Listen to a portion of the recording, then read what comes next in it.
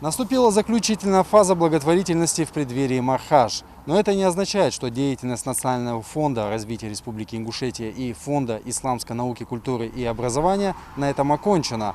Наоборот, положено начало долгой и благородной миссии. Очередной день благотворительной акции, направленной на оказание адресной помощи нуждающимся семьям, прошел в городе Карабулак. С самого утра у входа администрации собрались люди, желающие получить продуктовые пакеты. Одни состояли в списке получателей. Их всего 206 семей. Другие пришли, услышав о республиканском благотворительном проекте. 5 голов крупнорогатого скота, а это более тонны чистого мяса, было предназначено для раздачи малоимущей категории населения. Вместе с администрацией города к участию в Мехкасах подключились все, кто спешит творить добро. В данном предприятии, это хозяин тут Чемурзиев, они нам безвозмездно оказывают помощь по разделке. Даже они пошло до того, что пакеты они сами приобрели и решили таким образом вложить свой вклад вот в это мероприятие.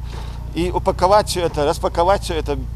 То есть это мероприятие совместно с данным предприятием и жителями города совместно проводится.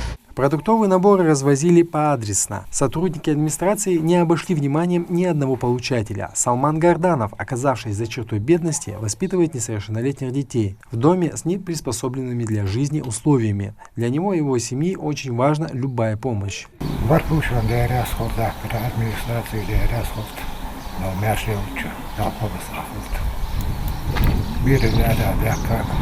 Адрес еще одного получателя социальной поддержки сотрудникам администрации удалось найти не сразу. Залихан Караджева обратилась за помощью, сама о себе позаботиться она не в силах.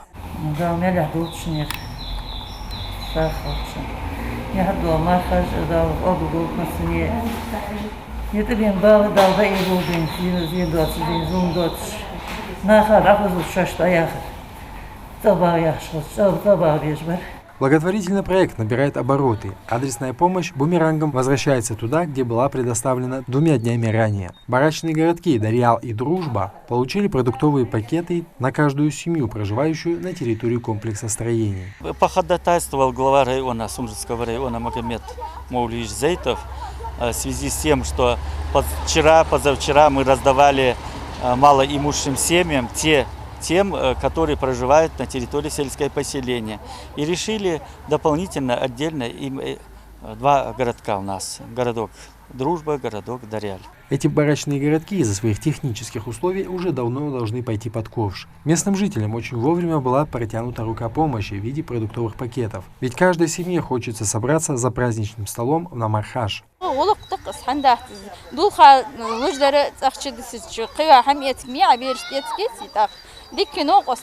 Завтра, уходящий священный месяц, адресную продуктовую помощь получат 381 семья сотрудников МВД, погибших при исполнении служебного долга. Харун Аздоев, Магомед Белакиев, Новости 24.